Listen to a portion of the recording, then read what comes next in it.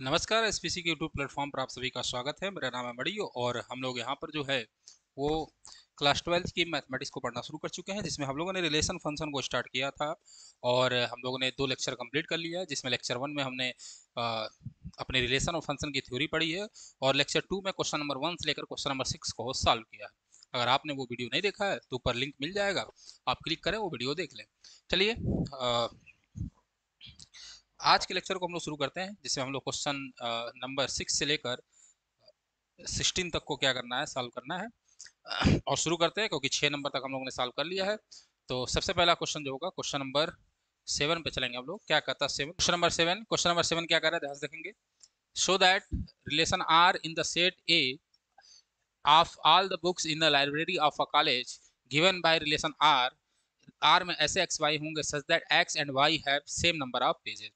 तो आपको दिखाना है कि ये जो रिलेशन होगा इक्विवेलेंस होगा। सबसे पहले इक्विवेलेंस रिलेशन होने के लिए 3 रिलेशन आपने पढ़ा है, रिफ्लेक्सिव, सिमेट्रिक और ट्रांजिटिव। ये तीनों रिलेशन हो जाएंगे तो रिलेशन इक्विवेलेंस होगा।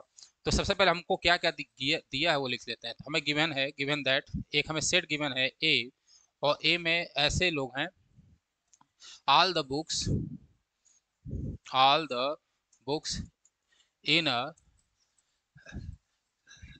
Library of college. ठीक है। और एक रिलेशन आर हमें गिवन है। आर कैसे है भैया? आर में ऐसे एक्स वाई होंगे, ठीक है, such that X and Y have same number of pages. दोनों का जो पेज का नंबर हो बच्चे को क्या हो, इक्वल हो। यानी इसमें वो दोनों बुक होंगे जिनके दोनों जिनमें पेज की संख्या जो होनी चाहिए वो क्या होनी चाहिए बच्चे, सेम होनी चाहिए। ठीक है। अब ध्यान से सबसे पहले आपको दिखाना चाहिए क्या, रिफ्लेक्सिव। सबसे आप पहले दिखाओगे रिफ्लेक्सिव। तो रिफ्लेक्सिव के लिए आप क्या करेंगे, आप ले लीजिए कोई ए। तो मैंने let A belongs to set A. A में है, यानी ए में है, इसमें वो सारे बुक्स होंगे जो कि क्या होंगे, किसी कॉलेज के लाइब्रेरी में होगा। सच दैट आपने किया ए रिलेटेड टू ए। ठीक है। इसका मतलब हुआ this imply A and A have same number of pages. यानी दोनों में सेम नंबर ऑफ पेज होना चाहिए। आपको पता है सेम बुक है, अरे भाई ए जो होगा और ए जो होगा वो सेम बुक होगा। तो किसी भी सेम बुक का जो पेज होगा वो हमेशा पेज नंबर जो होगा, नंबर ऑफ पेज जो होगा वो हमेशा सेम होगा। तो लिखोगे since same book, same book have same number of pages, same number of pages, therefore therefore R is reflexive relation. तो जो आर होगा बच्चे वो क्या होगा, रिफ्लेक्सिव रिलेशन होगा। आशा करते हैं आपको बात समझ में आ रही होगी, क्योंकि दोनों बुक के पास सेम नंबर होंगे, क्योंकि बुक एक ही है, ए है। तो ए के पास अगर 20 पेज है तो सेम बुक है तो उसके भी पास भी 20 पेज होगा। चलिए आगे बढ़ते हैं। अगला देखो, आपको दिखाना चाहिए दूसरा। दूसरा आपको पता है सिमेट्रिक दिखाना है, सिमेट्रिक। तो सिमेट्रिक के लिए आपको 2 एलिमेंट मानने पड़ते हैं। तो मैंने let A comma B belongs to A. ठीक है।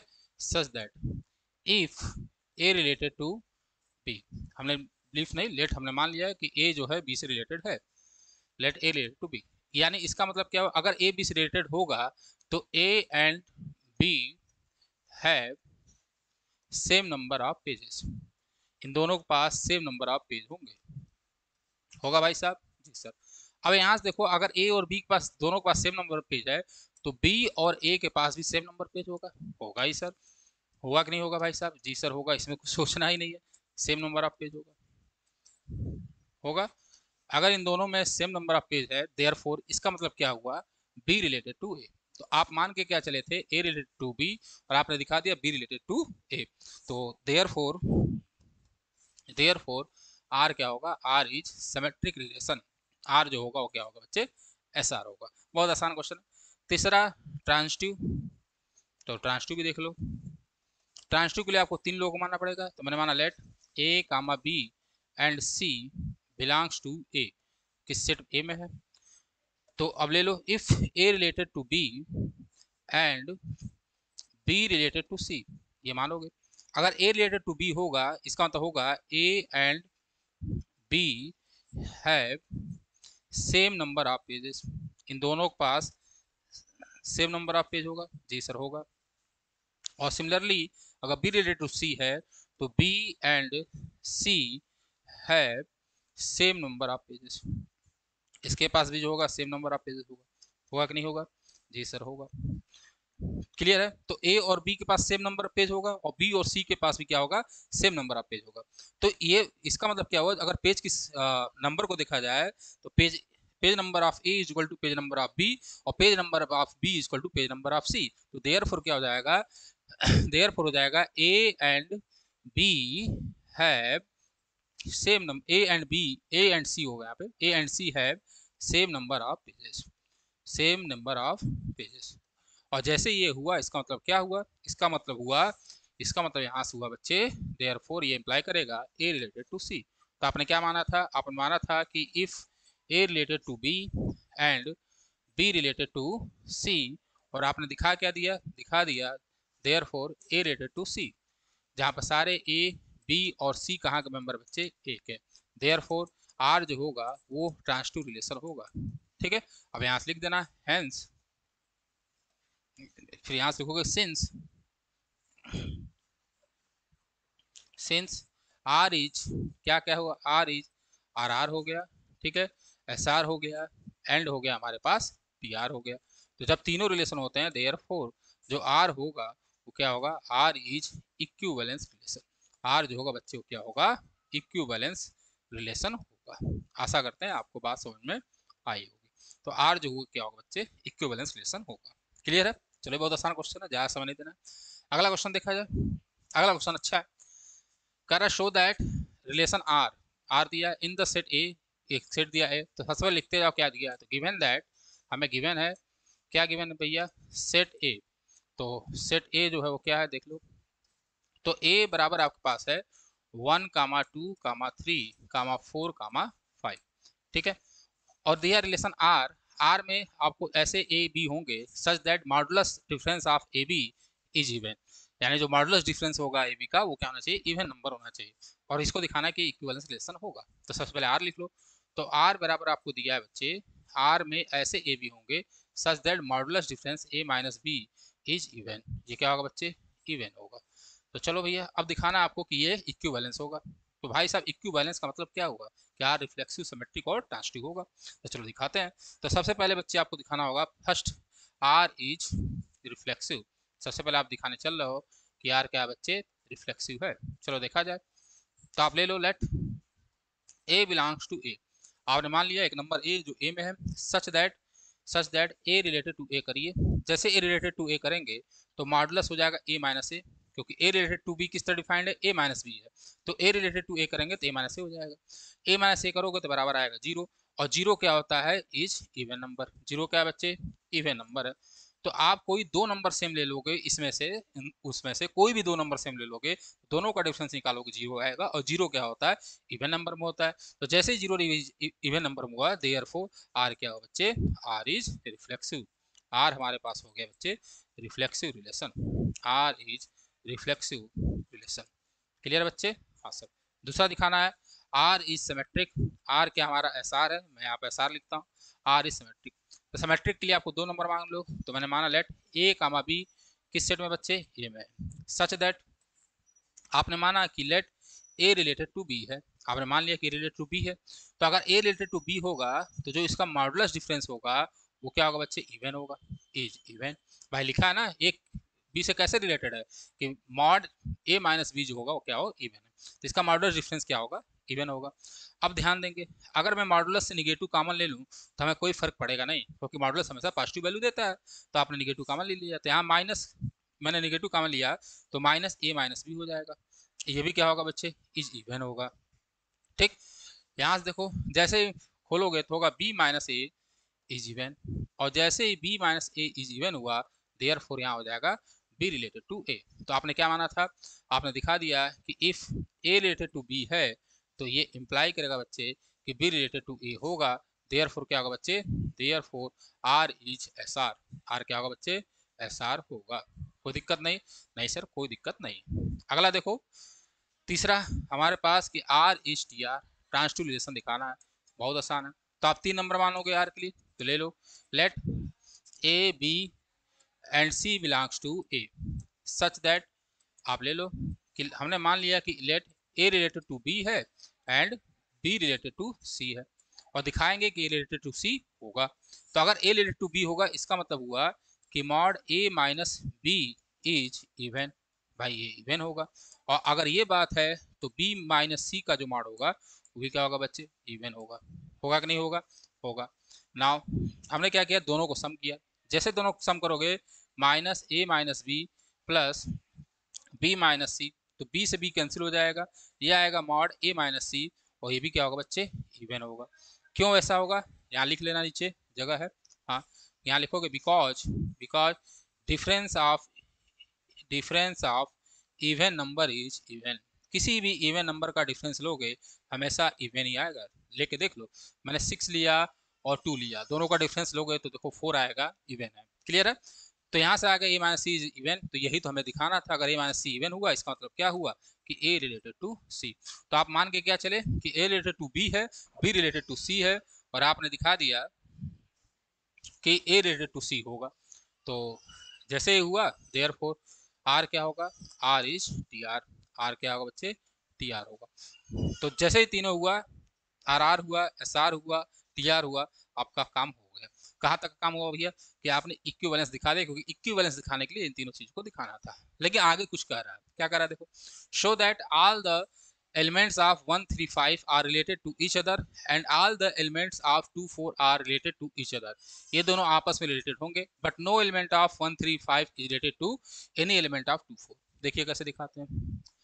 तो हमारे पास जो सेट है, कह रहा है कि जो सेट है 135, ये जो होगा रिलेटेड होगा are related to each other, ये आपस में रिलेटेड होंगे।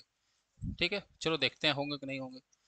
तो लिखोगे, देखो ध्यान से लिखोगे, सिंस सेट, इसको मान लेता हूं मैं बी सेट, बी बराबर ही, तो सेट बी है ऑड नंबर, भाई बी के पास कौन सा नंबर है, ऑड नंबर है, and difference of and difference of two odd number, दो नंबर का, ऑड नंबर का डिफरेंस लो, इज इज इवन नंबर।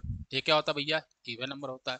तो जब इन दोनों का जो डिफरेंस होगा, ठीक है, वो क्या होगा, यहाँ मॉडुलस डिफरेंस लिख लीजिएगा। ठीक है, मॉडुलस डिफरेंस है तो यहाँ लिख लेना modulus difference.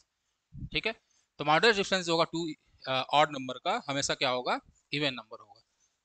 Difference of two odd number is even number. अब ध्यान से देखो कैसे होगा, देखो कोई भी दो ऑड नंबर लो भैया, तो मैंने लिया 1 और 3, दोनों को जरा घटाइए तो कितना आएगा 2, 5 लो 1 लो तो कितना आएगा, डिफरेंस 4। देखो हमेशा क्या आ रहा है, इवन आ रहा है, तो भाई साहब इवन होगा, इसमें कोई शक होना नहीं चाहिए। तो जैसे इवन हुआ देयरफॉर हमारी बात क्या हो गई, therefore element of element of element of B are related to each other, ये आपस में रिलेटेड होंगे, रिलेटेड टू ईच अदर, आपस में रिलेटेड होंगे। ठीक, दूसरा ले लो सेट सी, सी में है 2 4, और ये भी दिखाना है कि ये भी रिलेटेड होगा 2 4। तो देखिए ध्यान से 2 4 आपने लिया, तो सेट 2 4 क्या है, ये है सेट ऑफ इवन नंबर, ये क्या है भैया, सेट ऑफ इवन नंबर। ठीक है, और मॉडुलस डिफरेंस ऑफ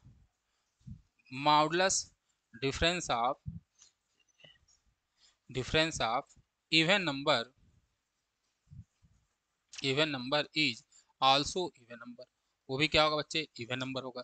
देख लो, दो कोई भी इवन नंबर लो, दोनों का डिफरेंस लो, 4 और 2 का डिफरेंस 2 होगा, 6 और 2 का डिफरेंस 4 होगा, 8 और 4 का डिफरेंस 4 होगा, यानी इवन नंबर आ रहा है। जब आ रहा है तो बात खत्म है। तो जैसे हुआ therefore all element of C, all element of C are related to each other, ये आपको दिखाना था, ये दिखा दिया। तीसरा आपसे ये कह रहा है कि no element are related to, कोई यहीं लिख देता हूँ, थर्ड हमारे पास है कि कोई भी एलिमेंट सेट 1 3 5 का जो होगा वो रिलेटेड नहीं होगा किससे बच्चे, 2 और 4 से। ध्यान से देखो, यहाँ होगा ही नहीं, क्यों नहीं होगा, देखो ध्यान से देखते हैं क्यों नहीं होगा। आप दो कोई भी दो नंबर ले लो, तो मैं लिया लेट, इसको मान लेता हूँ मैं सेट डी, और मैं मान लेता हूँ सेट ई। ठीक, अब लिया मैंने डी से लेट 1, कहाँ से लिया भैया, belongs to D and 2 belongs to E. अब इन दोनों का डिफरेंस लो, तो मैं 2 माइनस 1 करूंगा तो बच्चे 1 आएगा, और 1 जो है 1 is not 1 is not even number. भाई ये इवन नंबर है नहीं, ये हमेशा क्या होगा, ये होगा बिकॉज ये क्या होगा भाई साहब, क्योंकि ये होगा ऑड नंबर। लेकिन हमें दिखाना है कोई रिलेशन तभी होगा जब वो क्या हो, इवन हो। कोई भी ले लो, 3 और 2 लोगे आएगा, और डिफरेंस करोगे 5 और 4 लोगे तब भी 1 आएगा, ऑड आएगा। तो जैसे ही आया देयर फोर यहाँ लिखोगे, therefore no element of set A D are related to are related to set E. बस यही 3 चीज दिखाना था, तो आपका काम हो गया। फिर देख लेंगे, सबसे पहले हमने इसको इक्विवेलेंस दिखाया, बहुत अच्छे से दिखाया है, जिसको आप नोट कर लेंगे। पता नहीं क्या हो जाता है यार इसको, 1 मिनट।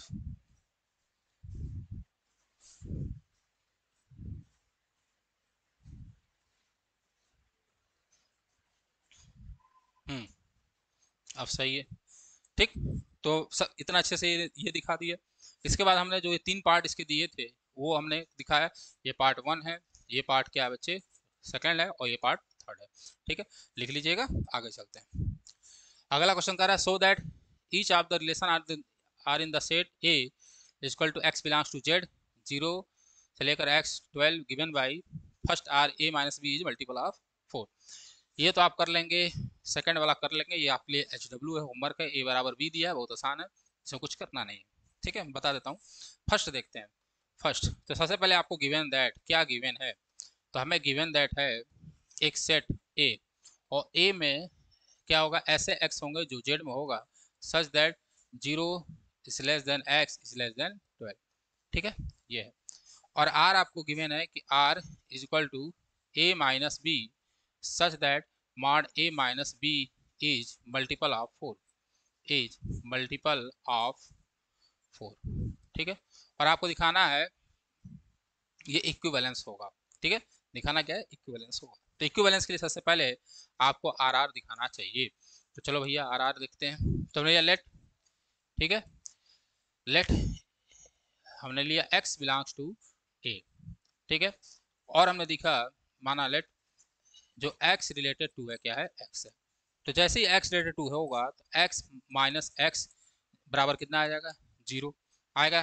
भाई ये रिलेशन देखो, a minus be multiple of 4, तो 0 आया। और हमें पता है since since 0 is multiple of 4, अरे भाई 0 हर एक नंबर का मल्टीपल होता है, मल्टीपल ऑफ 4। तो अगर ये मल्टीपल फॉर 4 है तो देयर 4 जो r होगा, r is R R. r क्या होगा बच्चे, आर आर होगा। दूसरा देखते हैं, सिमेट्रिक एस आर।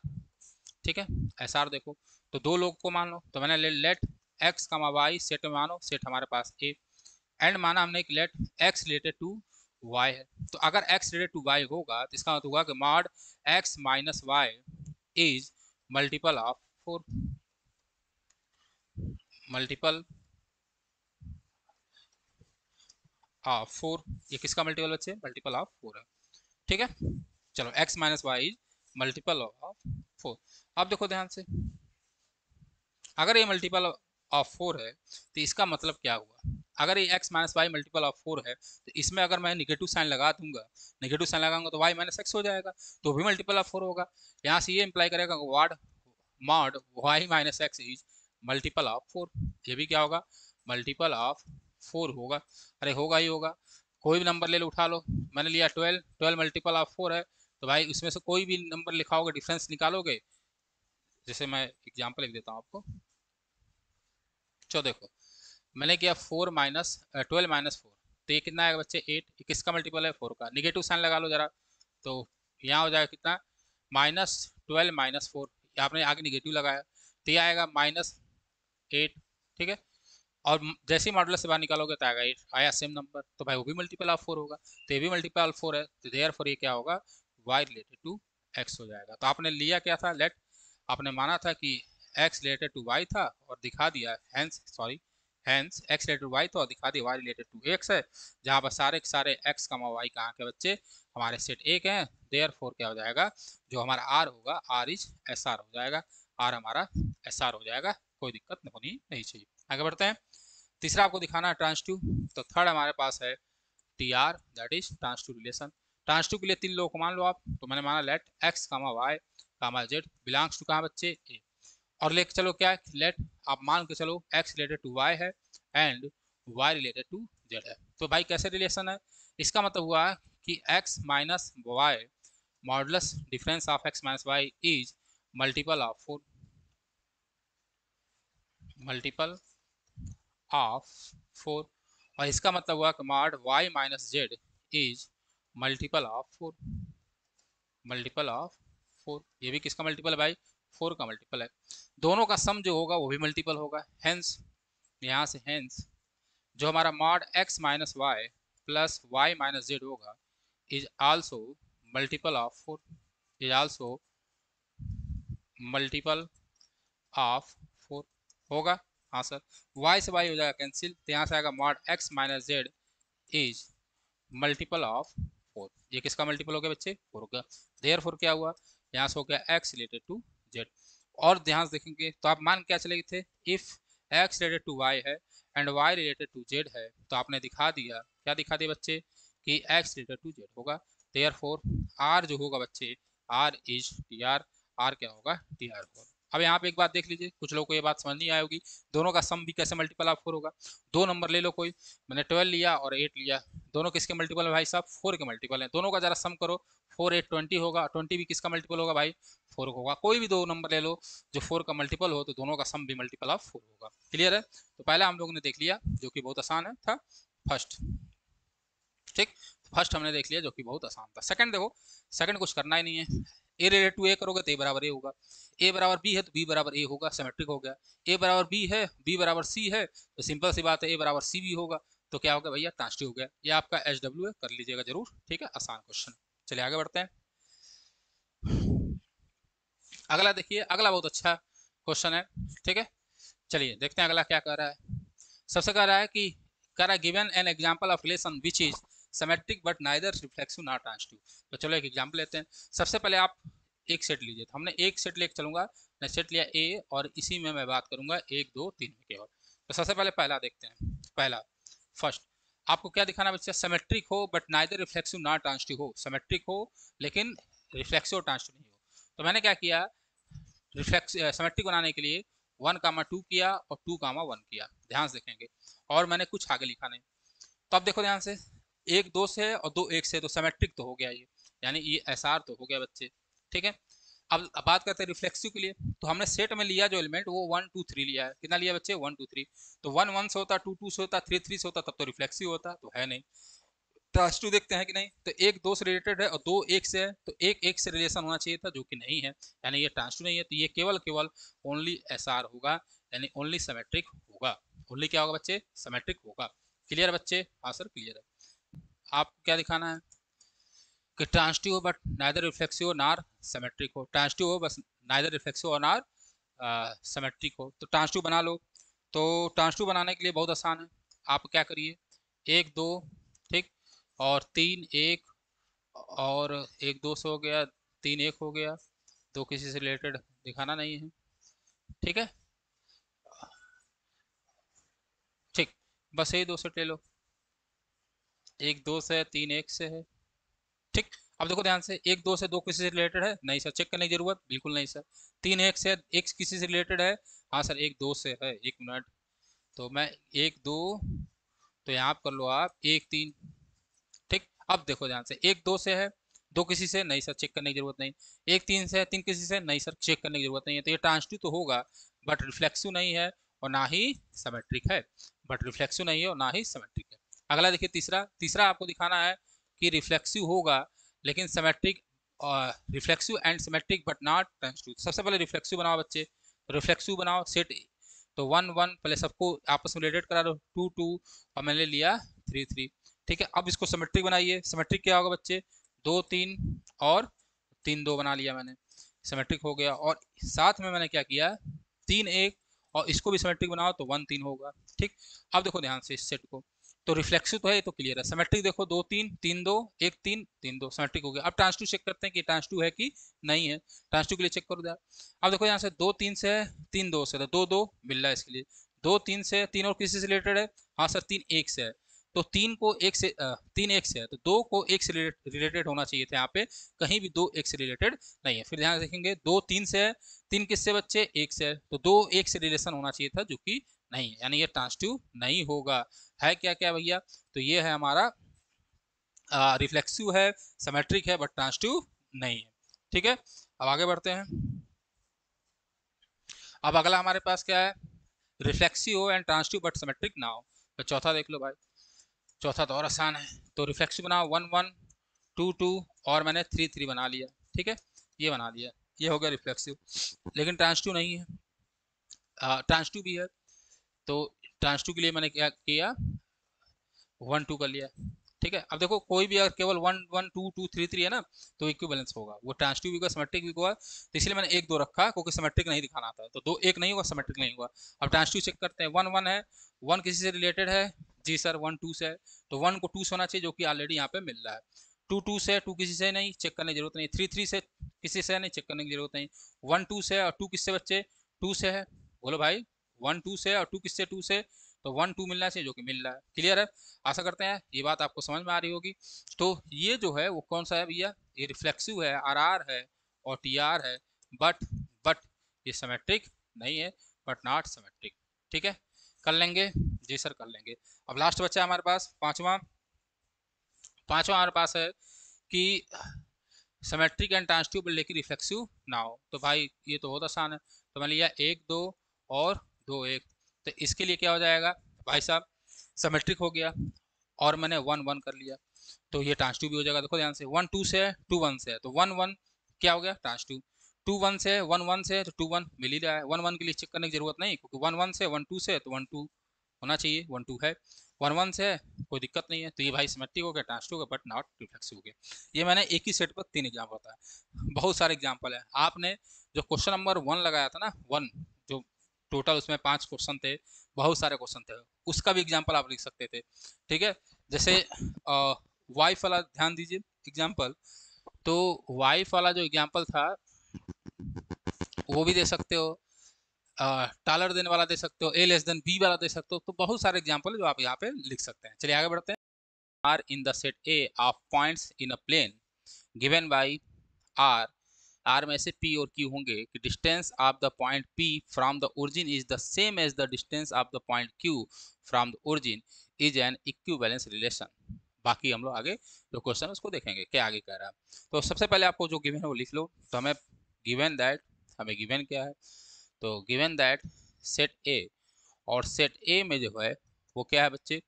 वो है हमारे पास points in a plane, points in a plane. चलो भैया, आर क्या है? तो आर में ऐसे पी और क्यू है कि such that distance of the point P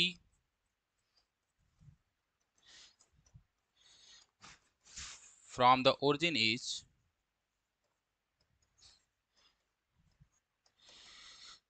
same as the distance of the points Q from the origin. ये हमारा रिलेशन है। ठीक है, तो पहले कुछ बात समझ लीजिए। तो सबसे पहले कोई पॉइंट अगर आप प्लेन में लेंगे 2D फिगर में, तो ये पॉइंट होगा x कामा y, और दूसरा मैंने पॉइंट ले लिया q, इसका भी पॉइंट मान लिया मैंने, ये होगा a कामा b। ओरिजिन का पॉइंट होता है बच्चे 0 कामा 0। तो डिस्टेंस बिटवीन टू पॉइंट्स वो क्या होता है? तो इसको मैं मान लेता हूँ o है। तो यहाँ दिया है कि OP बराबर जो है वो OQ है। और आपको फार्मूला पता होगा कि डिस्टेंस बिटवीन टू पॉइंट्स क्या होता है बच्चे? Under root x2 minus x1 का whole square plus y2 minus y1 का होल स्क्वायर, आपको पता ही होगा। तो सिमिलरली अगर मैं OP निकालूंगा तो हो जाएगा अंडर रूट x माइनस 0 का whole square, that is x square, y minus 0 का whole square y square is equal to under root a minus 0 का होल स्क्वायर a स्क्वायर और b माइनस 0 का स्क्वायर b स्क्वायर। ये हो गया। Clear है? हाँ सर कोई दिक्कत है। ये दोनों बराबर होंगे, दोनों बराबर होंगे, दोनों को स्क्वायर कर दो दोनों साइड, होगा x square plus Y square ठीक है, बराबर ए स्क्वायर प्लस बी स्क्वायर। यानी यहाँ से एक बहुत प्यारा सा रिजल्ट निकला कि पी रिलेटेड क्यू होगा, ठीक है, तो क्या होगा, तो होगा हमारे पास x square plus Y square बराबर ए स्क्वायर प्लस बी स्क्वायर, जहां पर पी के जो पॉइंट है वो एक्स कामा वाई है और जो क्यू का पॉइंट बच्चे वो ए कामा बी है। कोई दिक्कत नहीं सर, कोई दिक्कत नहीं। तो चलो यहाँ पर डिफाइन कर लेंगे और इसी को लेकर चलेंगे, अपना क्वेश्चन सॉल्व कर लेंगे। तो ध्यान से देखिए, तो मैंने लिया कि किस तरह डिफाइंड लिखोगे, देन सारी बातें आपको बता दी गई है। Therefore P related to Q, यहाँ पे मैं ले लेता हूँ, देन आप ले लो लेट पी, पी में कौन सा पॉइंट बच्चे X comma Y, and Q, Q में कौन सा पॉइंट बच्चे ए कामा बी, कहाँ बिलोंग कर रहा है बच्चे सेट ए में, and and P related to Q है, पी रिलेटेड टू क्यू किस तरह रिलेटेड बच्चे कि X square plus Y square ये बराबर हो जाएगा बच्चे किसके A square plus B square के। कोई दिक्कत नहीं सर, हमें कोई दिक्कत नहीं है, ठीक। तो ये हमारा इक्वेशन 1 हो गया। पी रिलेटेड टू क्यू कैसे होगा, x square plus Y square equal to A square plus B square, का इक्वेशन आपको मिल गया। यहाँ से काम आसान हो गया। तो सबसे पहले इक्विवेलेंस दिखाना है, तो सबसे पहले आपको दिखाना चाहिए बच्चे रिफ्लेक्सिव। क्या दिखाना चाहिए बच्चे, रिफ्लेक्सिव। तो रिफ्लेक्सिव में एक ही पॉइंट मानना है, तो ले लो लेट पी, और पी का पॉइंट क्या है बच्चे X comma Y belongs to Q. कोई दिक्कत नहीं सर, कोई दिक्कत नहीं। देयरफॉर या लेट आप मान लो कि P related to Q, P related to P, यही दिखाना है। तो अगर P रिलेटेड टू P होगा बच्चे, तो P का पॉइंट है एक्स स्क्वायर प्लस एक्स और वाई, तो होगा x square plus Y square और बराबर हो जाएगा बच्चे X square plus Y square. साफ सीधी दिख रहा है कि दोनों बराबर होंगे। जैसे ही बराबर होंगे, therefore for every P belongs to A, ये क्या इंप्लाई करेगा बच्चे, imply P related to P, therefore R is reflexive relation. R जो होगा बच्चे वो क्या होगा, RR होगा। आशा करते हैं बात समझ में आई होगी। आगे बढ़ते हैं। अगला आपको सिमेट्रिक दिखाना है बच्चे, दूसरा आपको दिखाना है सिमेट्रिक। तो चलो सिमेट्रिक दिखा लेते हैं बच्चे। सिमेट्रिक के लिए 2 पॉइंट मान लेना आप, तो आप ले लो let P x comma Y and Q, Q मैंने मान लिया A कामा B, ठीक है।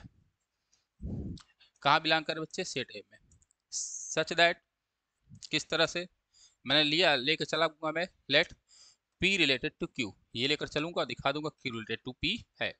तो अगर P रिलेटेड टू Q होगा तो आपको क्लियर है कि X square plus Y square जो होगा वो बराबर होगा बच्चे A square plus B square के।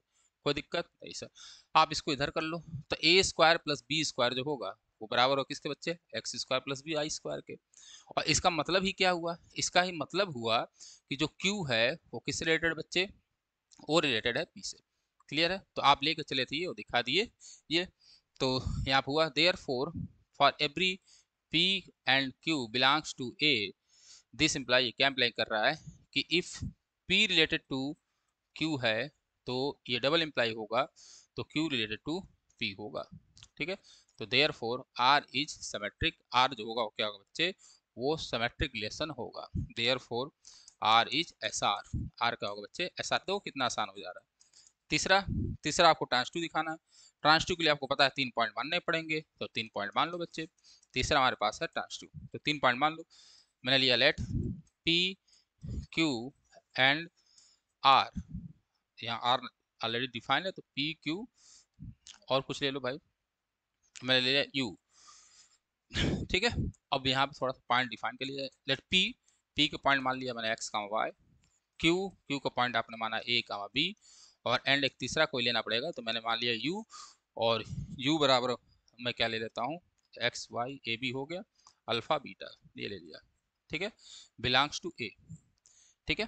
और क्या होगा आप ले लोगे लेट इफ, आप क्या मान के चलते बच्चे कि P रिलेटेड टू Q है and Q related to U है, तो आपको ये दिखाना होगा P रिलेटेड टू U होगा। तो अगर P रिलेटेड टू Q होगा तो क्या इंप्लाई करेगा ये, इसका मतलब होगा कि P का पॉइंट यानी X square plus Y square ये बराबर होगा बच्चे A square plus B square के। और इसका मतलब क्या होगा कि A square plus B square होगा बच्चे वो बराबर होगा किसके, alpha square plus beta square के, ठीक है। इसको मान लेंगे 1 और इसको मान लेंगे बच्चे 2। तो फ्रॉम 2 कहाँ से, फ्रॉम टू, इक्वेशन 2 से इक्वेशन 1 क्या इम्प्लाई कर रहा है, थोड़ा देखिए ध्यान से, क्या इम्प्लाई करेगा बच्चे, आप ए स्क्वायर प्लस बी स्क्वायर की वैल्यू यहाँ उठा पुट कर दीजिए, जैसे पुट करोगे तो होगा x square plus Y square बराबर alpha square plus beta square, ये हो गया। जैसे ये हुआ इसका मतलब ही क्या हो गया, देयरफॉर ये क्या इम्प्लाई किया, ये इम्प्लाई कर दिया कि पी जो होगा वो रिलेटेड होगा यू से, पी जो होगा वो क्या रिलेटेड होगा बच्चे, यू से। तो यहाँ लिख सकते हो, यहाँ पे लिख देता हूँ कि for every P Q and U belongs to, कहाँ भैया, यू कहाँ बिलोंग कर रहा है, ए में, सच दैट, क्या आपने दिखाया कि if P related to Q था and Q related to U था, तो आपने ये दिखा दिया, देयरफॉर ये इम्प्लाई करेगा कि पी रिलेटेड टू यू होगा, देयरफॉर आर जो होगा बच्चे, आर इज ट्रांसिटिव होगा, आर टी आर होगा, ये बात आपको पता होगा, आर क्या होगा बच्चे, टी आर होगा।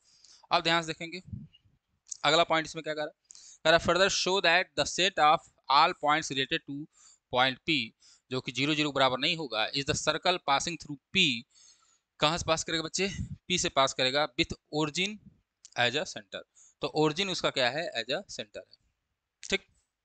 चलो ध्यान से देखो,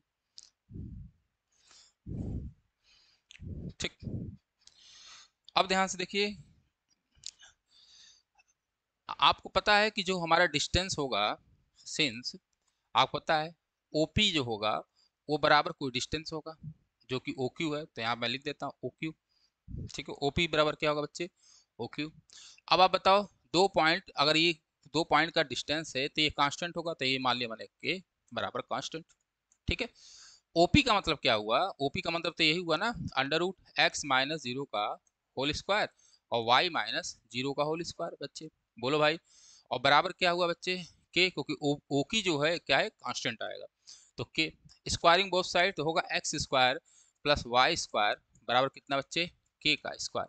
ये क्या है बच्चे, ये मान लो इक्वेशन हैज है, तो equation has is, equation has is equation of circle, equation of circle passing through P, कहाँ से पास कर रहा है बच्चे, passing through, passing through P और ओरिजिन एज अ सेंटर, इसकी सेंटर क्या है बच्चे, ओरिजिन एज अ सेंटर। अब कोई रेडियस पूछ दे तो रेडियस क्या है, रेडियस हमारा जो होगा वो होगा के, रेडियस क्या होगा बच्चे, के। तो ये भी दिखाना था जो कि आपने दिखा लिया, ठीक। आशा करते हैं कि ये बात आपको समझ में आई होगी। चलिए आगे देखते हैं क्वेश्चन नंबर 12।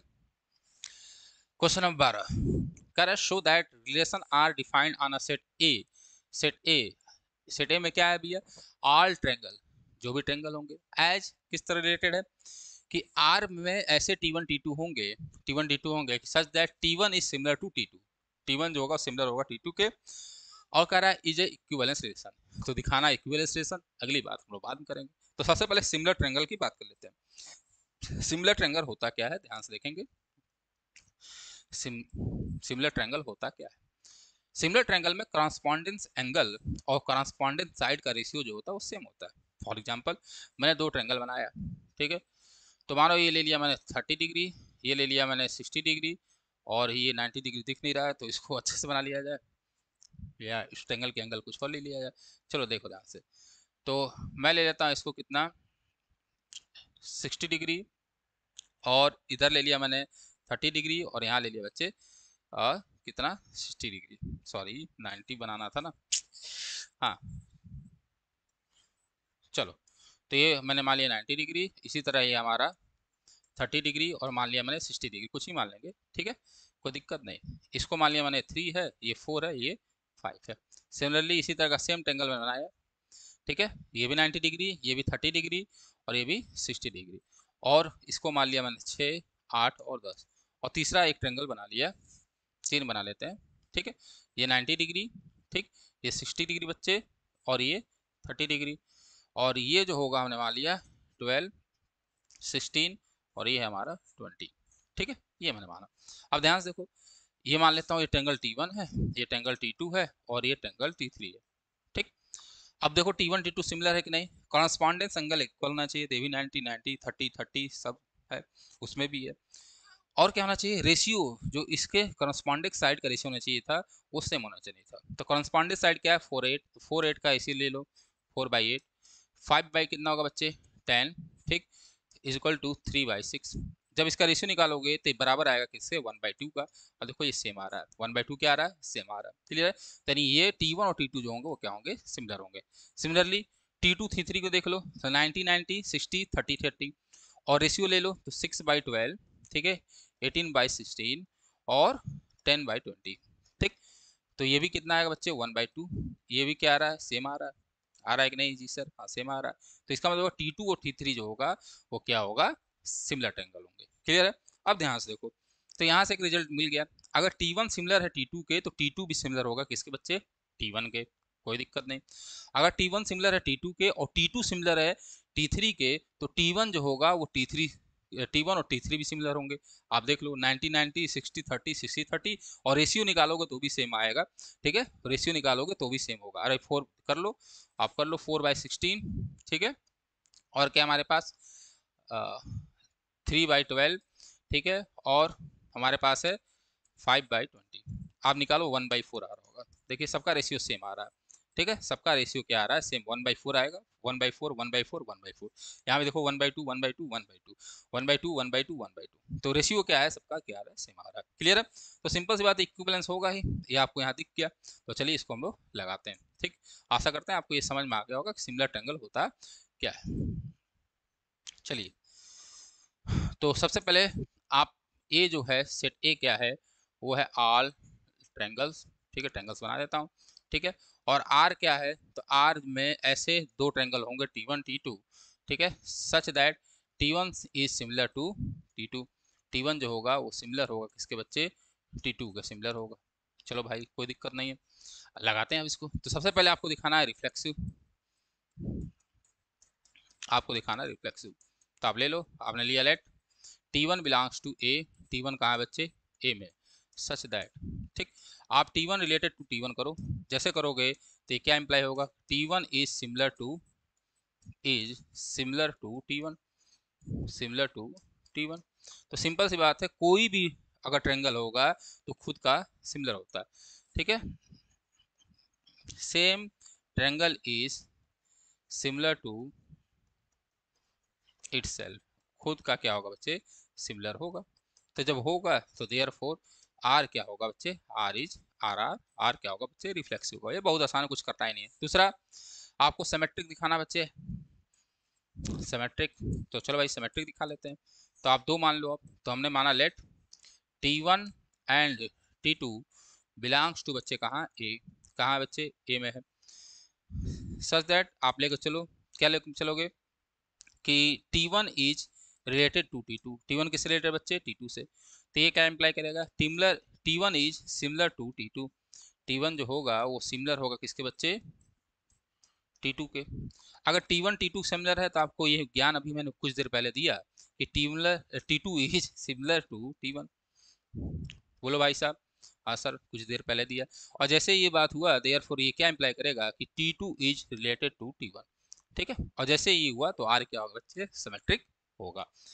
अगली बात कर लेते हैं, लास्ट वो आपका है क्या, T R, that is transitive. तो ट्रांसटिव के लिए आपको 3 लेना पड़ता है, बार बार एक ही चीज बताया जा रहा है। तो let T1 and T1 comma T2 and T3, let T1 comma T2 and T3 कहाँ बिलोंग करेगा बच्चे, belongs to A.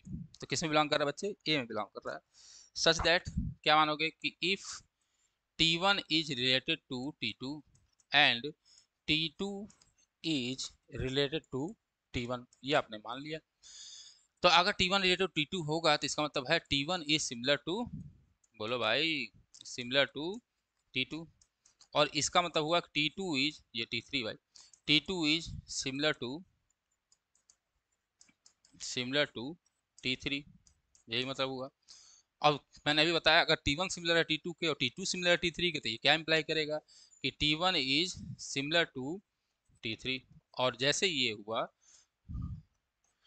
Similar to T3, therefore इसका मतलब क्या हुआ कि T1 रिलेटेड टू T3। तो क्या हो जाएगा, इसका मतलब देयरफॉर जो हमारा R है वो TR है। और जब तीनों बात हो गई तो R क्या होगा बच्चे, therefore R is equivalence relation, R जो होगा इक्विवेलेंस रिलेशन होगा। ठीक है, अगला देखते हैं। कह रहा consider 3 right angle triangles T1 with side 3, 4, 5, T2 with side 5, 12 और 13 and T3 with side 6, 8, 10 which triangle among T1, T2, T3 are related। तो भाई कोई भी अगर राइट एंगल ट्रायंगल है तो 90 डिग्री तो होना ही है, ठीक है, तो कोई दिक्कत है नहीं। अब साइड का रेशियो जो होने चाहिए थे, करस्पॉन्डिंग साइड का रेशियो वो सेम होना चाहिए। अगर मैं T1 और T2 को लूंगा तो 3/5, आप देखो यहाँ मैं समझा देता हूँ। अगर मैं T1 T2 को लूंगा तो 3/5, ठीक है, इज इक्वल टू 4/12। ठीक, मैं दो ही लेता हूँ, ये दोनों बराबर नहीं, आप देख रहे हो 3/5 और ये होगा 1/3, क्या दोनों बराबर है क्या रेशियो? नहीं सर, तो ये तो हो नहीं सकता। लेकिन मैं T1 और T3 लूँ तो मैं लिया, लेट T1 एंड T3, तो T1 एंड T3 लोगे तो T1 का जो साइड है वो है 3, ठीक है, 4 और 5, T3 का साइड है 6, 8 और 10, शायद यही है, देख लो, T3 का साइड है 6, 8, 10, ठीक है। तो अब जरा रेशियो निकालो, तो ये आएगा 1/2, 1/2, 1/2, तो ये सब आ रहा है सेम। और जब सेम आएगा तो सिंपल सी बात है, सिमिलर होगा।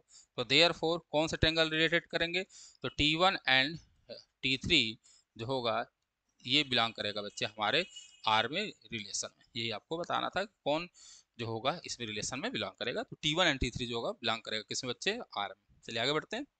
अगला क्वेश्चन, क्वेश्चन नंबर 13, क्या कर रहा है, show that relation R defined in the set A of all polygons R as a R, P1, P2, P1 and P2 have the same number of sides is an equivalence relation. What is the set of all element in A related to right angle triangle T with side 3, 4, 5? तो सबसे पहले set given है आपको, given that, क्या given है बच्चे, set ए। ये तो बहुत आसान क्वेश्चन है भाई। तो सेट ए में क्या है, ऑल पॉलीगन। पॉलीगन आपको पता है क्या क्या होता होगा, अरे पॉलीगन ट्रेंगल हो सकता, 3 साइड होगी तो ट्रेंगल होगा, 4 साइड होगी तो रेक्टेंगल हो सकता है, स्क्वायर हो सकता है, ठीक। चलो, तो given that set A is equal to set of all polygons, तो ये है क्या है भैया, इसमें जो होंगे ऑल पॉलीगन्स होंगे। चलो भाई साहब कोई दिक्कत नहीं। अब कह रहा है आर जो है, आर में ऐसे पॉलीगन है P1, P2, P1, P2 such that P1 and P2, ये तो कुछ लगाने की जरूरत ही नहीं है, P1, P2 have same number of side, same number of side. तो चलो इसको मैं जल्दी जल्दी लगाता हूँ, इसमें कुछ है नहीं, ठीक। तो सबसे पहले आपको रिफ्लेक्सिव दिखाना है आर आर, मैं इसको यहाँ थोड़ा समझा देता हूँ। आर आर, तो आर आर का मतलब हुआ कि आप कोई ले लो, लेट P1 बिलोंग्स टू ए, तो P1 आपने बिलोंग किया है में, तो P1 रिलेटेड टू P1 होगा, यानी P1 and P1 have same number side, तो भाई दोनों सेम ही है, तो दोनों के पास सेम नंबर ऑफ साइड होगा। ये तो क्लियर है, कोई दिक्कत होनी नहीं चाहिए। अरे भाई कोई भी एक पॉलीगन ले लोगे तो वो उसका साइड जो होगा उसके बराबर ही होगा ना, ठीक है, क्लियर है। सेम पॉलीगन है, ट्रेंगल ले लो, 3 3 बराबर होंगे, ठीक, तो वो तो होगा ही, देयरफॉर ये रिफ्लेक्सिव होगा, इसमें लिखने की कोई जरूरत नहीं है। सिमेट्रिक, तो मैं अब जल्दी जल्दी इसको बताता हूँ, इसमें कुछ है ही नहीं। P1 और P2 करोगे रिलेटेड, ठीक, तो इसका मतलब हुआ कि P1 and P2, P1 and P2 have same number of side, same number of side.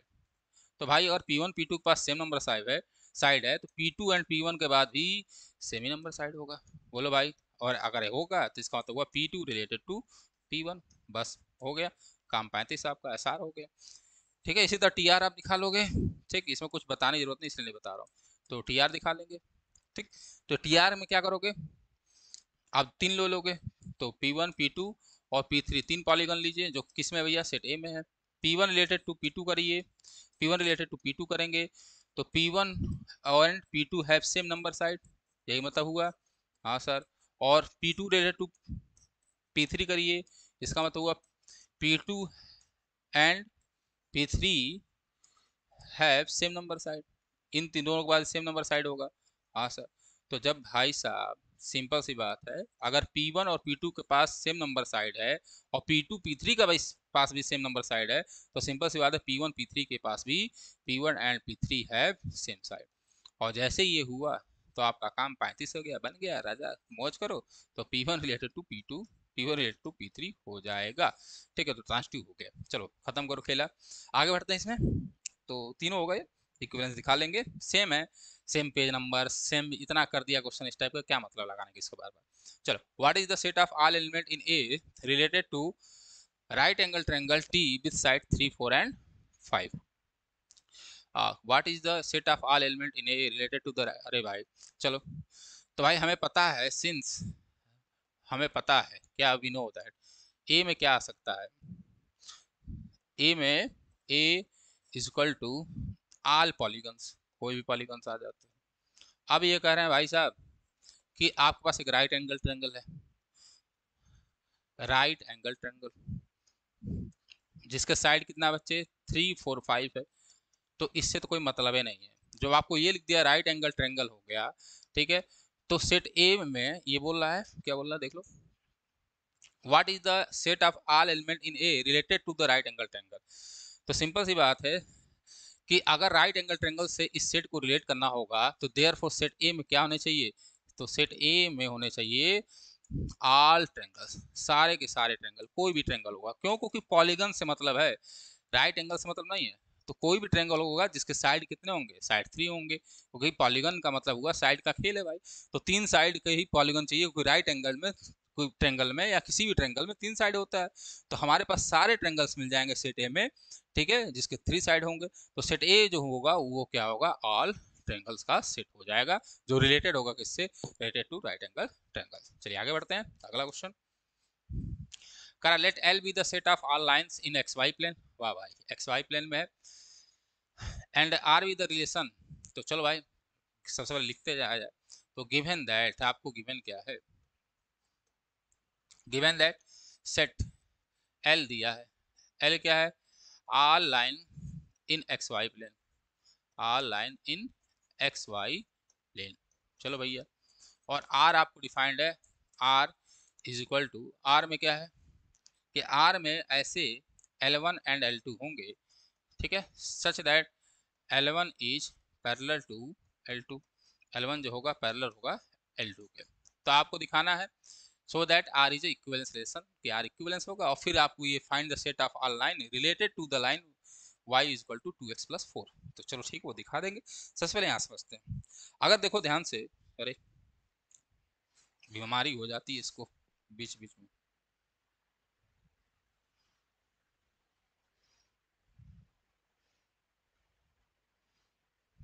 चलो हाँ, तो ध्यान से देखिए, सबसे पहले आप कुछ बातें समझ लीजिए, ध्यान देने की बातें। देखो, अगर मानो ये एक लाइन है, तो कोई भी लाइन खुद की पैरेलल होगी, ठीक है, कोई भी लाइन खुद की पैरेलल होगी, इसमें कोई दिक्कत नहीं है। एक लाइन बनाया मैंने, मैंने 2 लाइन बना लिया, इसको माना मैंने L1, अरे कैसे कैसे, तो ये हो गया L1, और ये मैंने माना L2 है। तो यहाँ साफ साफ दिख रहा है कि L1 is parallel to L2, L1 जो है क्या है, पैरेलल है L2 के, तो L2 भी पैरेलल होगा किसके, L1 के। ये वाली फिगर बना लो भाई साहब, ये मान लो L1 है, ये L2 है, तो अगर L1 पैरेलल होगा L2 के, तो L2 भी पैरेलल होगा L1 के, साफ साफ दिख रहा है।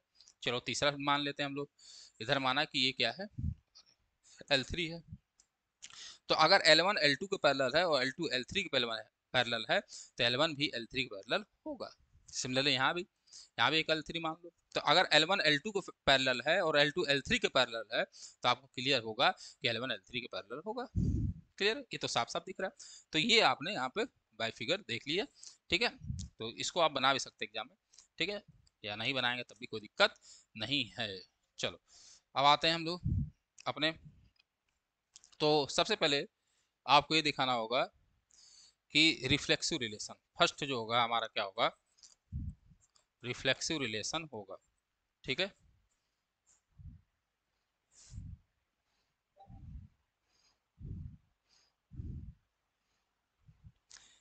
पढ़ा पढ़ा रहे, पढ़ाओ तो नहीं,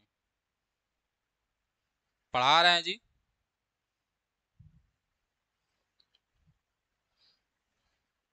चलो, तो क्या होगा ये, हाँ, रिफ्लेक्सिव रिलेशन होगा सबसे पहले।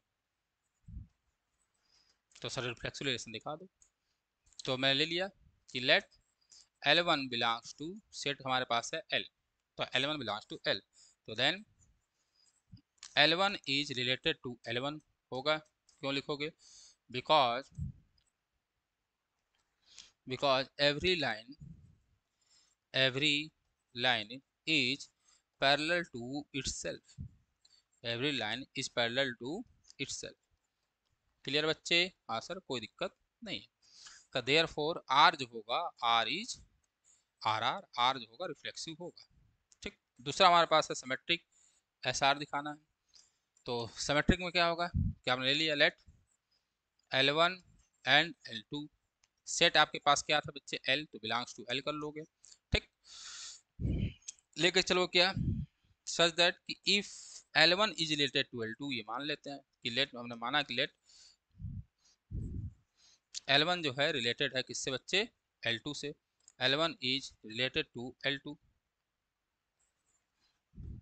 L1 is related to L2, तो इसका मतलब क्या हुआ कि L1 is parallel to L2। तो अगर L1 L2 पैरेलल होगा तो ये इंप्लाई करेगा क्या कि L2 is parallel to L1। Clear है? तो देयरफॉर ये क्या इंप्लाई करेगा कि L2 is related to L1। ठीक है। तो जैसे ही L2 रिलेटेड हुआ L1 के, तो देयरफॉर क्या हुआ बच्चे, जो हमारा R है, R इज SR हो जाएगा, R इज सिमेट्रिक रिलेशन। आगे बढ़ते हैं, ट्रांसिटिव, यही कुछ इसमें भी करना है नहीं। तीसरा हमारे पास TR है। तो तीन लोगों को लेकर चलो ध्यान से। तीन लोग क्या हैं कि late L1 and L1 L2 and L3, तीन लाइन मान लो। तो late L1 L2 and L3 belongs to कहाँ बच्चे, L। और लेके चलेंगे क्या, if L1 related to L2 and L2 related to L3। तो अगर L1 रिलेटेड टू L2 होगा तो इसका मतलब क्या हुआ बच्चे कि L1 इज पैरेलल, ये पैरेलल का मैं साइन बनाया हूँ, पैरेलल टू L2। और इसका मतलब क्या हुआ कि L2 is parallel to L3। तो अगर L1 L2 की पैरेलल और L2 L3 की पैरेलल है, तो सिंपल सी बात है, ये क्या इंप्लाई करेंगे दोनों मिलके कि L1 इज, यहाँ लिख लेना, therefore L1 is parallel to L3। और जैसे ही हुआ तो इसका मतलब क्या हुआ कि L1 रिलेटेड टू L3। तो आप यहाँ से क्या देख रहे होंगे, देयरफॉर R जो होगा वो होगा TR। ठीक है, R इज क्या होगा बच्चे, TR। क्लियर बच्चे? R क्या है, TR है, इसमें कोई दिक्कत होनी नहीं चाहिए। अब देखो इसमें कुछ क्वेश्चन कर रहा है कि show that R is an equivalence relation, है तो दिखाई दिया। कह रहा find the set of all lines related to the line y is equal to 2x+4। ठीक है। तो देखो ध्यान से, जो हमारा रिलेशन है उसमें पैरेलल लाइन की बात की गई है। ठीक है। जो हमारा R है इसमें क्या है बच्चे, पैरेलल लाइन की बात की गई है, पैरेलल लाइंस की बात की गई है। तो हमें निकालना है, हमें गिवन है क्या कि लाइंस रिलेटेड टू किस लाइन के, लाइन y बराबर 2x+4, शायद यही है, देख लेते हैं। लाइन y बराबर 2x+4। ठीक है। यहाँ पे ऑल लाइन, सारे लाइन निकालना है आपको। तो चलो भाई, यानी y बराबर 2x+4 के पैरेलल सारी लाइनें का इक्वेशन आपको लिख देना है। तो चलो, हमें एक चीज पता है क्या कि सिंस पैरेलल लाइंस है, किसी भी पैरेलल लाइन के पास सेम स्लोप होगा, सेम स्लोप। तो हमारा जो स्लोप होगा वो बदलता नहीं। ठीक है। तो जो स्लोप है हमारे पास 2 है, वो 2 ही रहेगा। तो देयरफॉर हो क्या होगा हमारे पास, y बराबर 2x। ठीक है। प्लस यहाँ क्या हो जाएगा, जो कांस्टेंट है वो चेंज हो जाएगा, तो इक्वल टू कितना हो जाएगा बच्चे, c। ठीक है। तो therefore equation will be, therefore